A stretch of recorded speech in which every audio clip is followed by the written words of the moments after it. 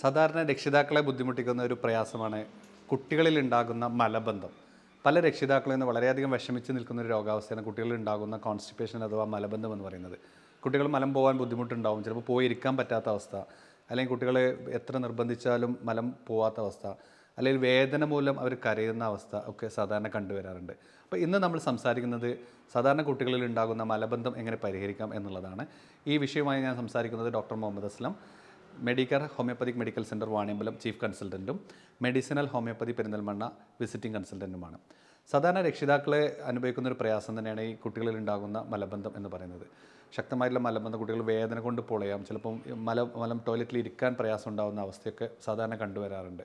അപ്പോൾ ചില കുട്ടികളൊക്കെ ഉണ്ട്, അവർക്ക് മലം പോകണമെന്ന് തോന്നിക്കഴിഞ്ഞാൽ അല്ലെങ്കിൽ എന്തെങ്കിലും സെൻസേഷൻ വരുമ്പോൾ തന്നെ അവർ ചിലപ്പോൾ കട്ടിൻ്റെ അടിയിൽ കയറി ഒളിച്ചിരിക്കും, അല്ലെങ്കിൽ വാതിലിൻ്റെ ഇടയിലൊക്കെ നിന്ന് അവർ അതൊന്നും എക്സ്പ്രസ് ചെയ്യാതിരിക്കും.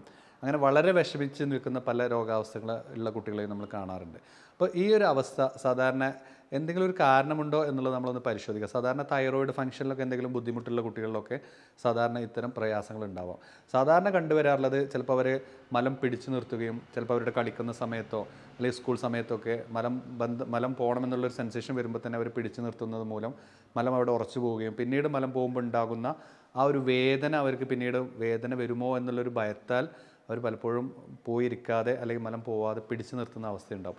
ഇത് പിന്നീട് ഒരു ക്രോണിക് കോൺസ്റ്റിപ്പേഷനിലേക്കൊക്കെ വഴിവെക്കാറുണ്ട്. അപ്പോൾ കൃത്യമായിട്ട് നമുക്ക് കുട്ടികളിൽ ധാരാളം വെള്ളം കുടിക്കാൻ പറയുക എന്നുള്ളത് ഏറ്റവും പ്രധാനമാണ്. നന്നായിട്ട് ഹൈഡ്രേറ്റ് ചെയ്യാൻ പറയുക.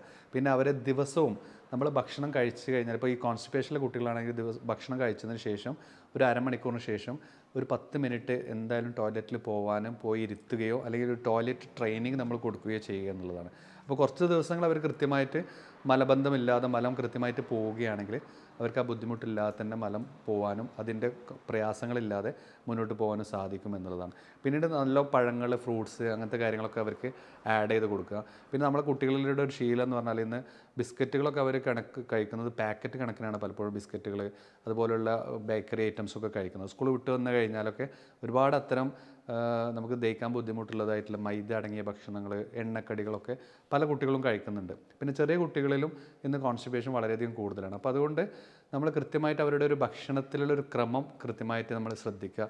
ധാരാളം ഫൈബേഴ്സൊക്കെ അടങ്ങി അല്ലെങ്കിൽ നമ്മളെ ഇലക്കറികളൊക്കെ കൂടുതൽ ഉൾപ്പെടുത്തി കൊടുക്കുക എന്നുള്ളതാണ്. പിന്നീട് അങ്ങനെ കഴിക്കുന്നില്ലെങ്കിൽ നമ്മൾ അതിൻ്റെ ഒരു ഗുണമേന്മകളൊക്കെ കുട്ടികളോട് പറയുകയും അതിൻ്റെ ഗുണഫലങ്ങൾ മനസ്സിലാക്കി കൊടുത്തുകൊണ്ട് അവരെ കഴിപ്പിക്കാൻ വേണ്ടിയിട്ട് നമ്മൾ ശ്രദ്ധിക്കുക എന്നുള്ളതും പ്രധാനമാണ്. പല കുട്ടികളും ചിലപ്പോൾ അത് കഴിക്കാൻ നിരസിക്കും, കഴിക്കില്ല, അവർക്ക് ഇഷ്ടപ്പെടില്ല. അപ്പോൾ അത് അവർക്ക് ഇഷ്ടപ്പെടുന്ന രീതിയിൽ വല്ല ജ്യൂസാക്കിയിട്ടോ അല്ലെങ്കിൽ അത്തരം രീതിയിൽ അവർക്ക് കഴിക്കുന്ന ഐസ്ക്രീം പോലെയൊക്കെ ആക്കിയിട്ടൊക്കെ നമുക്ക് ഫ്രൂട്ട്സുകളൊക്കെ അവർക്ക് ധാരാളം കൊടുക്കാവുന്നതാണ്. അങ്ങനെ കൊടുക്കുമ്പോൾ കുറച്ചും കൂടിയും അവരത് കഴിക്കുകയും ചെയ്യും, അവർക്ക് ഇത്തരം പ്രശ്നങ്ങൾ പരിഹരിക്കാൻ സാധിക്കും. ചില കുട്ടികളൊക്കെ മലം പിടിച്ച് ഡ്രസ്സിലാക്കിയിട്ട് മിണ്ടാതിരിക്കുന്ന എൻകോപ്രസിസ് പോലെയുള്ള കണ്ടീഷൻസൊക്കെ പല കുട്ടികളിലും ഉണ്ടാവാറുണ്ട്.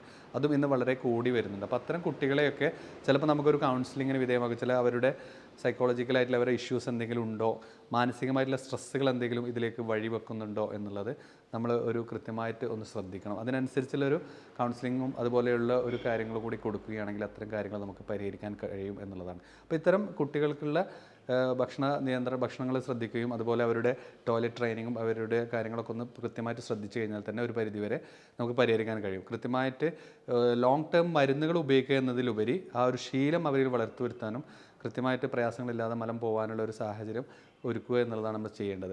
പിന്നെ ഹോമിയോപ്പതി ചികിത്സയിൽ നമുക്ക് ഇതിന് ഈ കോൺസ്റ്റിപ്പേഷൻ്റെ കാരണങ്ങളെ കണ്ടെത്തിയിട്ട് അതിന് കൃത്യമായിട്ടുള്ള മരുന്നുകൾ കണ്ടെത്തി കഴിക്കാൻ ശ്രദ്ധിക്കുക. പിന്നെ തൈറോയിഡൊക്കെ ഉള്ള രോഗികളാണെങ്കിൽ തൈറോയിഡിനുള്ള മെഡിക്കേഷൻസ്, ഫാമിലി ഹിസ്റ്ററിയിലൊക്കെ തൈറോയിഡുള്ള കുട്ടികളാണെങ്കിൽ നമ്മൾ തൈറോയിഡ് ഫംഗ്ഷൻ ടെസ്റ്റ് ഒന്ന് ചെക്ക് ചെയ്യാൻ വേണ്ടിയിട്ട് നമ്മൾ ശ്രമിക്കുക എന്നുള്ളതും ഏറ്റവും പ്രധാനമാണ്. എന്നിട്ട് നമുക്ക് അതിന് കൃത്യമായിട്ടുള്ള മരുന്നുകൾ നൽകുകയാണെങ്കിൽ ഹോമിയോപ്പതി ചികിത്സയിൽ ഒട്ടനവധി മരുന്നുകൾ കോൺസ്റ്റിപ്പേഷന് വേണ്ടിയിട്ട് കുട്ടികൾക്ക് വേണ്ടിയിട്ടുള്ള മരുന്നുകൾ നമുക്ക് അവൈലബിൾ ആണ്. ആ രീതിയിലുള്ള മരുന്നുകൾ നൽകുന്നത് മൂലം നമുക്ക് കോൺസ്റ്റിപ്പേഷനെ മറികടക്കാൻ അതുമായിട്ടുള്ള പ്രയാസങ്ങളെ നമുക്ക് ഓവർകം ചെയ്യാൻ കഴിയും എന്നുള്ളതാണ്. പാരൻസ് വിഷമിച്ച് ഇത് പ്രയാസപ്പെടുത്തി മാറാത്തൊരു അസുഖമായിട്ടോ അല്ലെങ്കിൽ ക്രോണിക്കായിട്ട് കുറേ കാലങ്ങൾ മരുന്ന് കൊടുക്കേണ്ട ഒരു അസുഖമായിട്ടോ ഇതിനെ കാണേണ്ടതില്ല.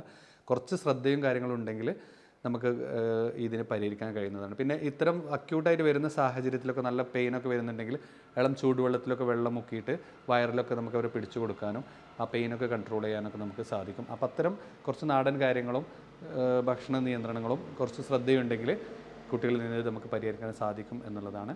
ഈ വിഷയങ്ങൾ ഞാൻ നിങ്ങളുമായി പങ്കുവച്ചത് ഡോക്ടർ മുഹമ്മദ് അസ്ലം. നന്ദി, നമസ്കാരം.